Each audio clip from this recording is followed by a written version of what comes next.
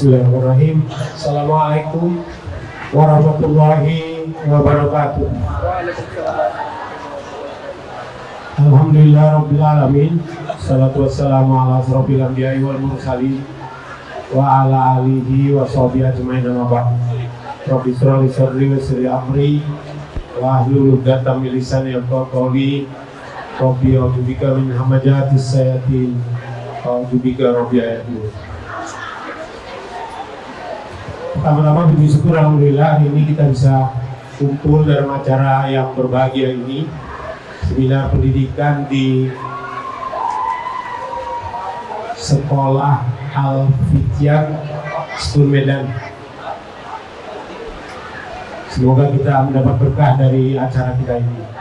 Selawat dan salam kepada junjungan kita Nabi besar Muhammad SAW, karena insya Allah kita akan mendapat syafaatnya kelak di kemudian hari. Yang saya muliakan Bapak Direktur Al-Fityan School Medan, teman-teman wakil direktur, para kepala sekolah, dewan guru, para undangan yang tak saya sebutkan satu persatu, para orang tua yang mewakili Pak Camat, Polri dan TNI, para hadirin yang berbahagia. Menerima undangan dari Al-Fityan School Medan ini sebuah anugerah bagi saya, karena pertama-tama saya nggak pernah datang sekolah ini. Ini perdana kali dan sangat mengejutkan Bapak dan Ibu. Dalam tempo 15 tahun saja akreditasi A-nya sama tuanya dengan sekolahnya. Tepuk tangan yang meriah Bapak dan Ibu. Itu pertanda Bapak dan Ibu bahwa semua standar yang dikenakan pada sebuah sekolah itu memang bagus, sangat bagus. Oleh sebab karena itu saya bangga datang kemari, dan lebih bangga lagi setelah cerita-cerita bahwa hampir seluruh gurunya itu dari Universitas Negeri Medan. Ini agak merisaukan juga, karena apapun yang terjadi, yang namanya guru itu memang kunci utama bergeraknya sebuah sekolah, bagusnya sebuah sekolah, kualitas sebuah sekolah. Karena hanya dengan aktivitas guru yang banyak, semangat guru yang tinggi dalam mengajar, motivasi tinggi untuk berprestasi, maka ini menjadi pertanda bahwa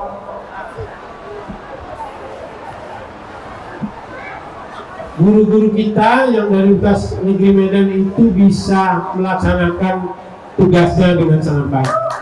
Terima kasih banyak sekali lagi untuk teman-teman guru. Salah satu guru Bapak dan Ibu namanya Pak Sugiono, ternyata mahasiswa saya. Ini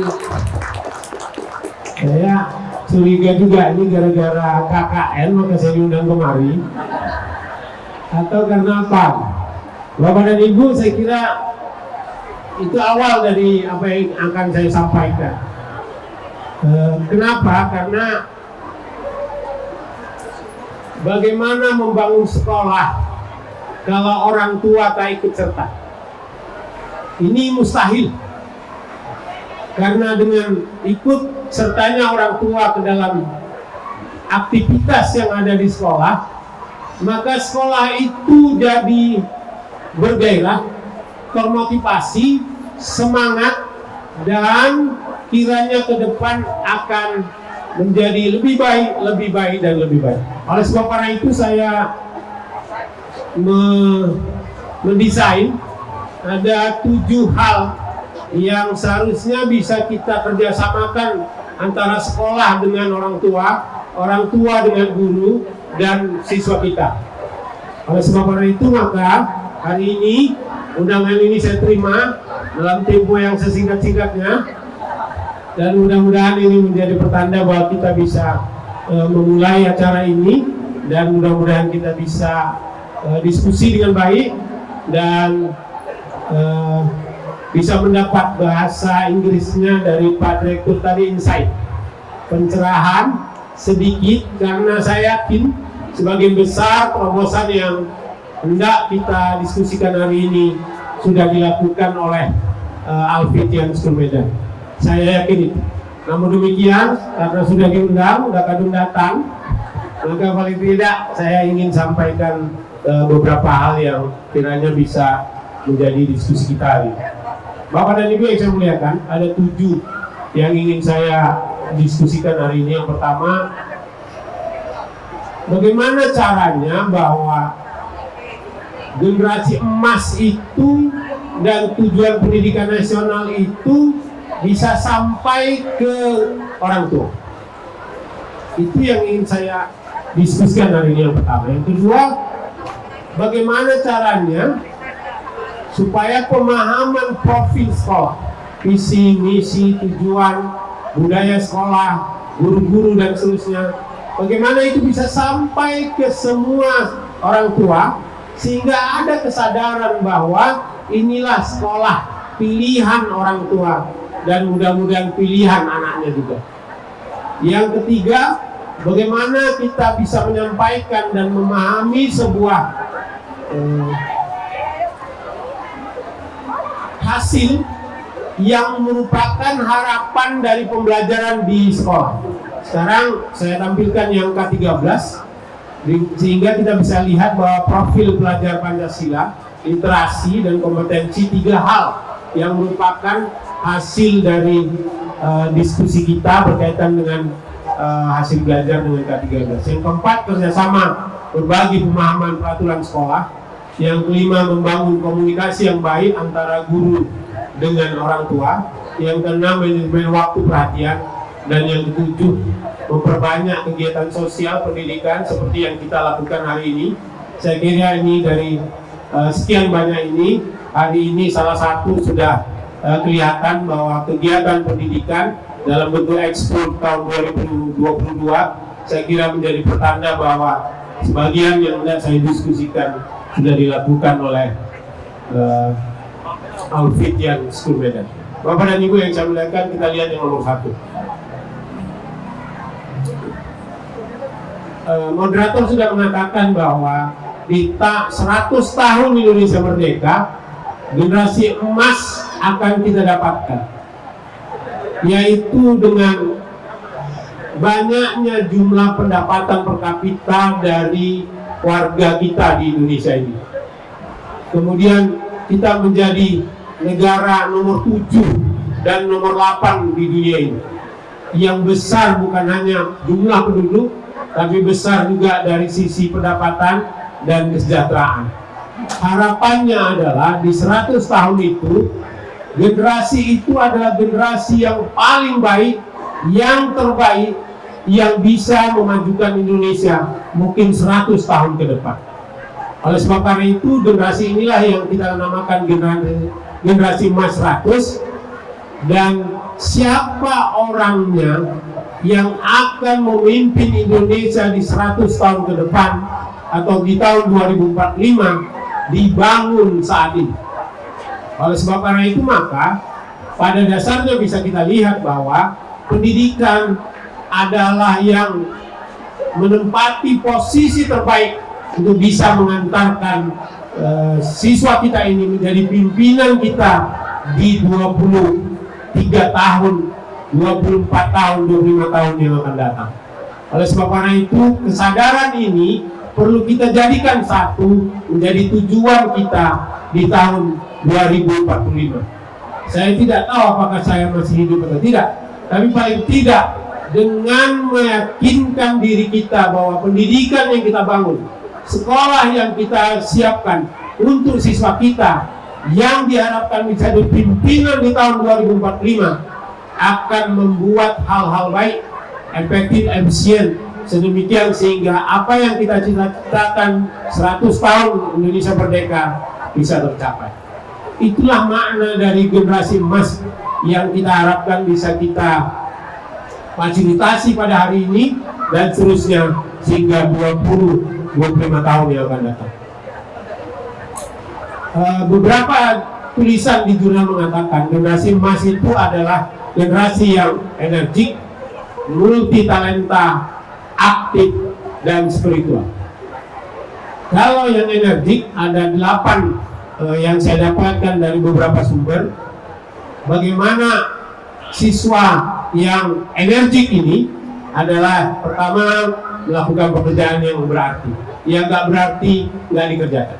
Kedua, cukup tidur, punya waktu khusus untuk istirahat, melakukan apa yang diperlukan untuk mengisi waktu luang, makan makanan yang sehat, berolahraga teratur, punya kemampuan untuk berlatih, menguasai kekuatan kesadaran diri sehingga muncul rasa tenang, yaitu dengan meditasi, dengan sholat, dan yang terakhir belajar terus menerus sehingga rasa penasaran, rasa ingin tahu bisa terjadi dan ketertarikan dengan apapun bisa dilaksanakan. Ini kita bisa tahu bahwa kerjasama ketika seorang anak dalam posisi yang di bawah, ketika seorang anak dalam posisi yang dia tidak sedang putus asa karena keadaan yang membuat seperti itu, maka kelihatannya bahwa dari sini bantuan orang tua menjadi salah satu kunci supaya anak itu tetap bisa hadir,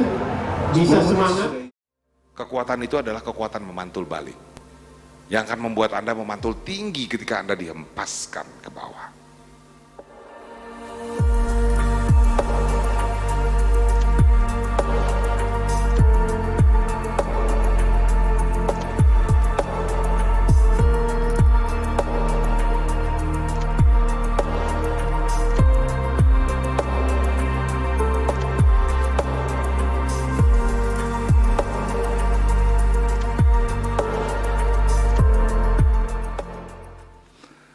Teman-teman, saya duduk di kursi roda ini sudah lebih dari 30 tahun. Umur saya masih 17 tahun waktu itu. Ketika dokter kemudian memvonis saya punya kanker kelenjar getah bening yang tumbuh di tulang belakang saya. Kami bawa ke dokter, ke orang pinter, gak tahu lah berapa itu IQ-nya orang. Tapi ternyata Allah pengennya bikin saya nggak bisa jalan. Jadi pada satu sore sesudah berbulan-bulan saya nggak sekolah, ibu saya manggil saya, "Nak, ayo kita sholat asar. Kamu jadi imam." Saya bilang sama ibu saya, "Ma, aku jalannya udah goyang ini." Lalu dia bilang, "Nggak apa-apa, ayolah jadilah imam." Jadilah saya imam sholat asar itu. Ketika saya ruku di rakaat kedua, saya jatuh. Dan itu adalah hari terakhir saya bisa berdiri, saya bisa berjalan. Ketika kejadian itu terjadi, saya merasa dunia gelap. Saya marah pada Tuhan, saya marah pada semua hal, saya frustrasi luar biasa. Saya mengurung diri di kamar berhari-hari, gak mau ketemu orang. Sehingga akhirnya ayah saya dobrak pintu kamar itu. Kemudian ayah saya buka jendela. Dia duduk di sebelah dipan saya dan bilang, "Nak, ayah hanya ingin menyampaikan satu hal, papa hanya ingin menyampaikan satu hal. Hidup ini pilihan. Kalau kau memilih nggak mau ngapa-ngapain, tidur aja di sini, ya nggak apa-apa. Kami sebagai orang tua paling cuma bisa mendukungmu. Tapi kalau itu pilihanmu, seumur hidup kau akan selalu merasa sedih. Karena kau akan selalu bandingkan hidup kau dengan orang lain. Dan setiap kali kau lihat orang lain mampu melakukan sesuatu yang dulu kau mampu lakukan, kau akan sedih. Ada pilihan kedua, nak. Itu seperti mendorong mobil di jalanan yang terjal. Gak boleh berhenti. Karena kalau berhenti mobilnya turun lagi. Harus terus didorong. Kalau kau capek nggak apa-apa, pelan tapi tetap dorong. Jangan berhenti. Dulu kau suka manjat tebing, nggak mungkin orang manjat tebing di kamar ini. Kau suka main teater, nggak cukup lapangan rumah kamar ini untuk orang main teater. Kau suka nangkap kupu-kupu, nggak masuk kupu-kupu itu banyak-banyak ke kamar ini untuk ditangkap. Sudah habis itu beliau pergi. pergi ke kantor. 10 menit sesudah itu saya keluar dari kamar. Saya bilang pada ibu saya, "Ma, saya mau sekolah, tolong panggilkan taksi." Sejak hari itu saya dorong mobil saya. Susahnya setengah mati, teman-teman. Tapi kalau saya nggak berani dorong itu, nggak sampai saya di sini. Nggak mungkin saya bisa lihat lagi kampung saya di Payakumbuh itu. Nggak mungkin saya bisa lihat Lombok, New York, Paris, Gorontalo, dan seterusnya. Karena untuk naik pesawat aja susah aja setengah mati. So teman-teman, setiap orang pasti punya kesusahannya. Anda pasti punya kesusahan masing-masing. Dan ada bagian kesusahan yang hanya dibuat oleh Allah untuk Anda sendiri, untuk dihadapi. Berhentilah berharap orang lain mengerti apa yang Anda susahkan, karena nggak bakalan. Satu-satunya cara adalah menghadapinya. Ketika Anda berani hadapi itu, maka ada sebuah kekuatan yang diberikan oleh Yang Maha Kuasa yang tidak diberikan kepada semua orang. Kekuatan itu adalah kekuatan memantul balik, yang akan membuat Anda memantul tinggi ketika Anda dihempaskan ke bawah. Jangan pernah takut pada kesusahan yang Anda hadapi. Apapun itu, jangan pernah menyerah. Selamat mendorong mobil Anda. Thank you. Bisa kita resapi bahwa sekali lagi bantuan orang tua, guru untuk memotivasi orang menjadi sukses dari keputusasaan itu kata kunci untuk sampai pada level itu. Yang kedua, multi talenta ini Bapak dan Ibu. Pintar, pandai. Bapak dan Ibu bisa baca banyak hal yang menentukan bahwa orang itu memang pintar dan pandai, itu akan menjadi generasi emas kita di masa depan. Bagi saya Bapak dan Ibu, dari cerita itu bahwa anak aktif itu ada anak yang ada sebuah kondisi, setelah dengan kondisi itu imajinasinya datang, maka dia aktif melakukan apa yang menurut pikirannya baik, sedemikian sehingga dikejarnya, itu yang pertama. Yang kedua, dilemparkannya walaupun tak berhasil. Jadi kata kunci untuk aktif itu Bapak dan Ibu dimulai dari inisiatif, setelah itu dilakukan. Bagusnya lagi ketika anak itu tak mencapai harapannya, anak yang lain juga punya inisiatif dan punya usaha, maka dicopotnya sendalnya, sepatunya baru diberikan. Saya kira ini tanda anak aktif yang penting yang perlu kita perhatikan pada kita, sedemikian sehingga kita paham bahwa kedepannya kita berharap generasi emas ini bisa terjadi. Kemudian ini yang spiritual Bapak dan Ibu, fleksibilitas, kesadaran diri sendiri, pandai mengendalikan emosi, memiliki kesadaran tingkat tinggi terhadap lingkungan, berani menghadapi masalah, berpikir holistik. Dr. Muhammad Hatta mengatakan jujur ini, dari 30 faktor sukses, nomor 1 itu memang jujur Bapak. Didilah siswa kita menjadi orang yang jujur, pasti dia akan menjadi orang yang terdepan dan unggul di masa depan. Kata kunci. Yang kedua, literasi. Literasi adalah bagaimana siswa menerapkan keterampilan dasar sehari-hari. Saya kasih contoh yang membedakan literasi dengan belajar matematik. Sederhana aja Bapak dan Ibu.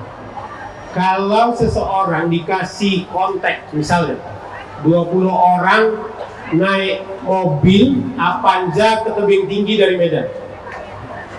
Satu Avanza 6 orang. Berapa mobil dibutuhkan untuk mereka sampai ke tebing? Kalau menjawabnya 20 dibagi 6 sama dengan 3, 2, sisanya 2/6, maka jawabannya 3/2/6 atau 3/3, maka dia bermatematik, belajar matematik. Tapi kalau jawabannya banyak macam-macam, saya kasih contoh 4 mobil. Kenapa?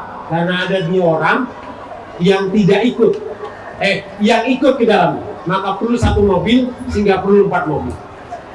Itu satu. Yang kedua, bisa saja jawabannya 1 mobil. Kenapa Bu? Oh, dilansir. Oh iya. Jadi kalau dia arisannya jam 2 siang, dilansir mulai jam 8 sampai ke tebing, kira-kira yang 2 orang itu gimana? Oke Bu, masuk akal, tapi kelamaan. Tapi ada yang jawab dengan sangat sederhana, 3 cukup Pak. Loh, kan ada 2 orang, 2 orang nggak jadi ikut Pak, sakit. Dia berliterasi. Jadi Bapak dan Ibu, belajar apapun jangan lupa literasi. Ajari literasi Bapak dan Ibu akan lebih baik. Ini yang paling tinggi yang harus kita pastikan, bahwa si belajar itu kompetensi. Kompetensi itu berpikir kritis, kreatif, kemudian pandai berkomunikasi dan kolaborasi. 4 hal ini Bapak dan Ibu menjadi kata kunci bagaimana membuat siswa kita itu bisa bekerja sama dengan orang lain, kolaborasi, bisa mengkomunikasikan ide dengan baik, tapi kreatif. Sudah saya tunjukkan tadi dengan anak yang mau jatuh tadi, dan berpikir kritis. Berpikir kritis ini menjadikan anak itu belajar sekalipun dia akan bertanya-tanya kenapa begini, kenapa begitu, dan seterusnya.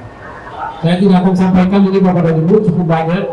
Nah, yang keempat, kerjasama berbagi pemahaman peraturan sekolah.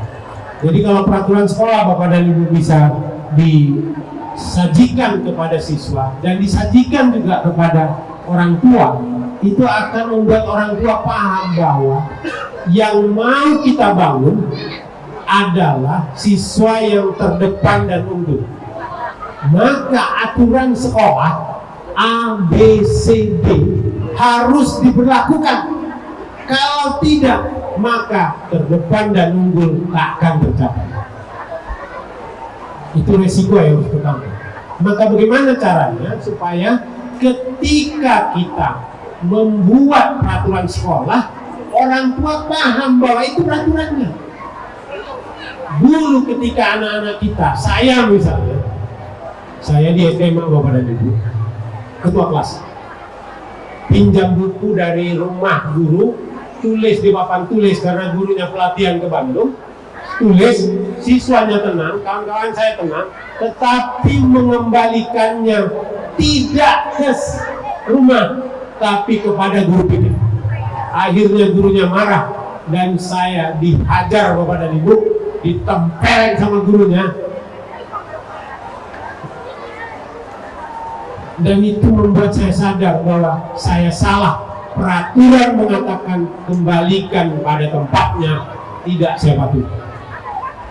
Tapi mungkin karena itu Bapak dan Ibu, saya jadi guru besar. Karena ditempeleng sampai dulu. Peraturannya kalau udah kena tempeleng, biasanya kan kita ngadu, kalau sekarang barangkali ngadu ke orang tua. Begitu ngadu sama orang tua, ditempeleng ke kirinya lagi sama orang tua. Kenapa? Peraturan sekolah mengatakan kembalikan pada tempat. Di mana dipinjam, kembalikan di sini. Jadi Bapak dan Ibu itu membuat kita, saya, orang yang disiplin. Kenapa? Karena itu tadi, dari awal dari memang betul-betul peraturan sekolah harus dipastikan jalan. Itu yang keempat Bapak. Yang kelima, membangun komunikasi yang baik. Bapak dan Ibu ada banyak ini, 7 forum pertemuan rutin mingguan bulanan. Mungkin perlu dipertimbangkan dengan jadwal. Surat motivasi belajar walau sedikit, walau hanya selembar, tapi bagus hasilnya. Saya kalau udah teringat ya, diskusi ilmiah dengan psikolog, udah saya lihat di webnya Al Fatian. Di situ udah ada salah satu yang nomor C ini dilakukan. Saya kira ini pertanda bagus. Keikutsertaan orang tua untuk memahami bagaimana anak belajar, bagaimana seorang anak yang pintar tapi hasil belajarnya rendah, itu perlu didiskusikan. Oleh sebab karena itu maka ini sinergi yang bagus. WA grup kelas, kunjungan ke rumah, membentuk paguyuban orang tua di inisiasi oleh kelas, kartu laporan, buku program harian. Ini hal-hal yang mungkin bisa kita pastikan bisa jalan sedemikian sehingga orang tua paham apa yang terjadi di sekolah. Guru juga bisa memberikan informasi yang baik kepada orang tua berkaitan dengan bagaimana prestasi anak. Tadi saya udah cerita dengan Pak Sugiono, salah satu di antaranya saya tanyain, berapa skornya untuk matematik rata-rata di kelas? Hebatnya Bapak dan Ibu, beliau mengatakan 75. Saya hampir tak percaya Bapak dan Ibu, karena sepanjang pengetahuan saya, matematika adalah pelajaran yang paling sulit untuk dipelajari. Saya curiga dengan Pak Sugiono, apa yang diajarkan di sekolah sehingga dapatnya 75. Saya pernah jadi guru SMP Bapak dan Ibu, skor rata-rata yang saya dapatkan ketika ujian tingkat nasional yang di SMP selalu rendah dibanding yang lain. Pertanyaannya, apa yang terjadi di kelas sehingga skornya 75? Ini pertanda baik Bapak dan Ibu, karena matematika itu tidak untuk semua orang.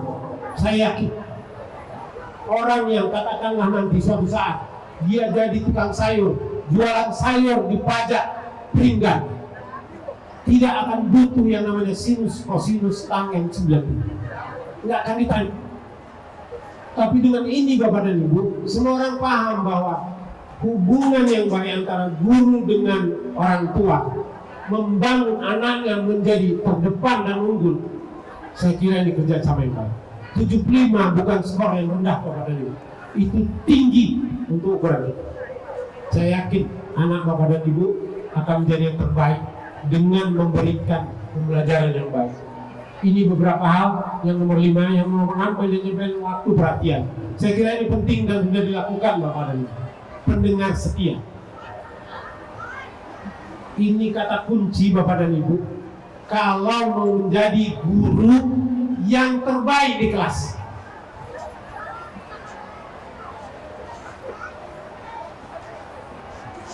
Dengar setia. Jadi anak itu kadang-kadang curhat, baik di rumah maupun di sekolah. Saya teringat, yang lain saya bacakan dulu Bapak Ibu. Apa yang saya teringat nanti saya ceritakan. Memperhatikan pergaulan anak, mengatur waktu anak, pergi pulang, waktu belajar, berikan perhatian waktu pada anak. Jadi guru saat di rumah, memantau pekerjaan rumah, memiliki motivasi tinggi untuk berprestasi. Bapak dan Ibu, saya teringat satu cerita berkaitan dengan ini. Dia guru kelas 5. Ada anak bandel kali, nggak pernah tunjuk tangan, sangat rendah nilai. Diperhatikan. Tapi guru yang baik itu melihat apa latar belakang. Maka guru kelas 5 ini lihat ke belakang, kelas 4, dilihat dibaca apa yang di rapatnya. Tidak terlalu bagus. Kelas 3 hebat, kelas 2 lebih hebat, kelas 1 sangat hebat. Kenapa menurun prestasi? Ternyata Bapak dan Ibu, kita ke kelas 4, ibunya meninggal dunia. Kelas 5 awal, bapaknya kawin lagi. Saya tak melarang orang kawin lagi Bapak dan Ibu, tapi anak jangan dilupakan. Kelas 5, perhatian orang tua hilang. Nah, apa yang dilakukan gurunya? Dibilang sama gurunya gini, nah, ibu punya waktu terakhir setelah jam kelas, saya punya waktu setengah jam. Ayo kita belajar sama. Maka anak itu setengah jam diajari. Setelah gurunya, setelah itu mereka pulang. Setengah jam, setiap hari. Bapak dan Ibu, sebulan kemudian, 2 bulan kemudian, mulai dia jadi pemberani. Mulai dia tanya, mulai dia pandai belajar, mulai dia hebat lagi. Sudah, cerita ini saya berhentikan sampai di sini. 15 tahun kemudian datang surat dari anak ini kepada guru kelas 5-nya mengatakan, Ibu adalah guru kelas 5 yang terbaik bagi saya. Ibu lah yang memotivasi saya untuk belajar. Saya jadi semangat. Dan sekarang saya undang Ibu untuk datang ke pernikahan saya. Sekarang saya sudah menjadi dokter. Pendengar setia, memperhatikan seorang anak. Jadi Bapak dan Ibu yang saya muliakan, kalau itulah yang kita lakukan dan saya yakin itulah yang dikerjakan di Fatian School ini, saya kira kita akan bisa menjadikan siswa. Terakhir Bapak dan Ibu, perbanyak kegiatan sosial pendidikan untuk guru orang tua. Seminar ini salah satu yang bisa menjadi andalan untuk bisa dilakukan berulang-ulang. Dengan mengikut sertakan orang tua Bapak dan Ibu, banyak hal yang bisa kita latihkan. Kenapa? Karena orang tua terlalu sibuk untuk urusan pekerjaannya, tapi saya yakin orang tua banyak juga yang suka untuk hadir melihat bagaimana perkembangan anaknya di sekolah. Tanpa undangan dari sekolah orang tua tidak akan datang, tapi dengan undangan, dengan memberitahukan bahwa pentingnya untuk diskusi, mencari solusi terbaik seperti yang saya ceritakan tadi, itu pasti akan mengantarkan siapapun. Satu hal lagi, teringat saya tadi udah cerita teman-teman dari konjen udah datang, jadi mohon Pak Direktur bisalah beberapa orang dari konjen itu diajak ikut serta ke sekolah ini untuk ikut membantu mengajarkan materi apapun termasuk bahasa dari konjen yang datang. Ajarkanlah bahasa Prancis, suatu saat anak bapak dan ibu akan S3 ke Prancis. Ajarkanlah bahasa Jepang, suatu saat anak bapak dan ibu akan S1 ke Jepang, S3 ke Jepang, dan lain-lain. Saya kira itu kata kunci untuk bisa membuat banyak kegiatan pendidikan di sekolah ini, dan orang lain pasti akan bahagia Bapak dan Ibu. Bapak dan Ibu, saya ketika S2 ke Amerika, MA itu bahasa Inggrisnya cuma 485. Sangat tak layak untuk S2 di Amerika. Apa yang saya buat Bapak dan Ibu? Bahwa kita perlu mendengar dengan baik. Maka kita cari orang yang memang fasih bahasa itu. Yang kedua yang saya lakukan, dan ngomonglah sebisanya, sebanyak itu. Yang kedua, apa yang saya lakukan? Nonton video. Setiap hari Bapak dan Ibu, saya nonton video setelah makan siang. Jam makan jam 12 sampai jam 2, tidak ada kuliah. Saya main ke public library, perpustakaan umum. Di situ boleh pinjam video, bisa nonton video yang tidak ada dubbingnya sama sekali, bahasa Inggris. Jadi berulang-ulang saya ini apa yang dibilang. Kenapa Bapak dan Ibu? Bahasa Inggris membutuhkan kepastian dalam mendengar dan berbicara. Oleh sebab karena itu, dengan menghadirkan orang yang fasih bahasa apapun ke kita, itu akan membuat siswa kita itu tambah semangat, tambah bagus. Nah, itu Bapak dan Ibu yang ingin saya sampaikan hari ini. Terakhir Pak, terakhir, betul-betul terakhir, pesan orang hebat dari Presiden Turki, sangat menarik Pak. Terakhir, Moğol İmparatorluğu'nun kurucusu Cengiz'in torunu Hülagü Bağdat'ı ele geçirip şehri baştan sona yağmalar. Kimi kaynaklar bu yağmada 200.000, kimi kaynaklar 400.000 kişinin katledildiğini söyler. Bağdat'ın her biri asırların emeği olan camileri, sarayları, kütüphaneleri Hülagü'nün ordusu tarafından yerle bir edilir. Şehrin dışında karargahını kuran bu zalim hükümdar haber gönderir ve o beldenin en büyük alimiyle görüşmek istediğini söyler. Tabii hiçbir alim Hülagü'nün karşısına çıkmak için gönüllü olmaz. Sonunda Kadıhan isminde daha sakalı bile terlememiş genç bir medrese hocası bu görüşmeye gitmeye gönüllü olur. Çok ilginç. Yani bunu hassasiyetle dinlemenizi istiyorum. Giderken yanına bir deve, bir keçi, bir de horoz alır. Hülagü'nün karargahına varır. Genci tepeden tırnağa süzen Hülagü, genç halime karşıma çıkarmak için bula bula seni mi buldular diye sorar. Kadıhan, görüşmek için iri birini istiyorsan dışarıda bir deve var. Sakallı birini istiyorsan dışarıda bir keçi var. Sesi gür birini istiyorsan da dışarıda bir horoz var. İstediğini çağırtabilirsin diyor.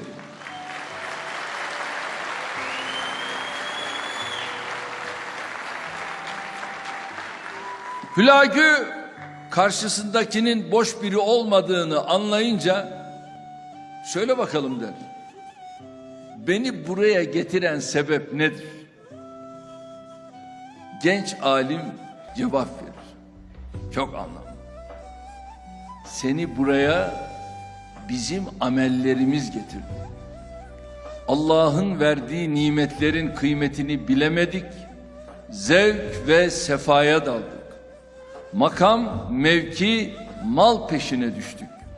Allah da nimetlerini geri almak üzere seni gönderdi.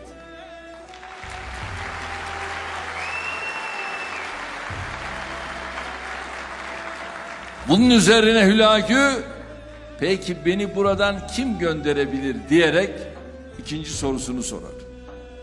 Bu da enteresan. Kadıhan cevap verir. Özümüze döner. Bize verilen nimetlerin kıymetini bilir.